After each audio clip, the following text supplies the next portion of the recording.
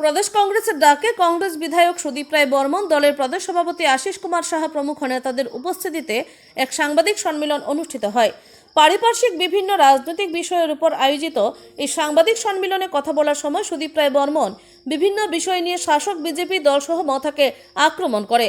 সাম্প্রতিক সময়ে বিপ্লব কুমার দেবের এক বক্তব্যকে ভিত্তি করে সুদীপ রায় বর্মন দাবি করেন, এটা ত্রিপুরাবাসীর দুর্ভাগ্য যেখানে এমন একজনকে সংসদে পাঠানো হয়েছে যে কোনো কিছু না জেনে উল্টাপাল্টা মন্তব্য করে বিভিন্নভাবে রাজ্যের শান্তি শৃঙ্খলার পরিবেশকে নষ্ট করার জন্য ক্রমাগত প্রয়াস জারি রেখে চলেছে।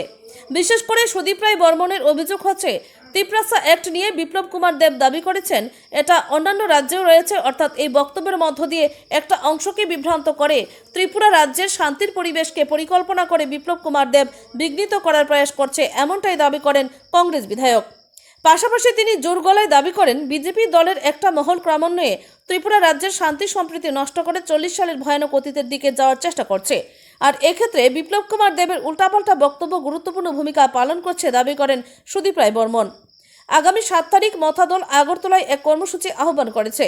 সার্বিক পরিস্থিতির নিরিখে মথা যাতে এই কর্মসূচি আপাতত স্থগিত রাখে সেই আর্জি জানানোর পাশাপাশি এই কর্মসূচি সম্পাদন করার নিরিখে অনুমতি না দেওয়ার জন্য প্রশাসনের কাছে আহ্বান রাখেন সুদীপ রায় বর্মন।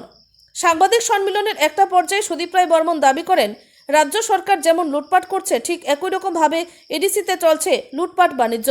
মথার উদ্দেশ্যে আজকের সাংবাদিক সম্মেলন থেকে সুদীপ রায় বর্মন স্পষ্ট বার্তা হচ্ছে, সরকার যেহেতু কথা শুনছে না, প্রতিশ্রুতি পূরণ করছে না, তাহলে সমর্থন প্রত্যাহার করে সকলের জন্য রাস্তায় নামুন, প্রয়োজনে আমরাও পাশে থাকব। ব্যুরো রিপোর্ট, আমার ত্রিপুরা এক্সপ্রেস।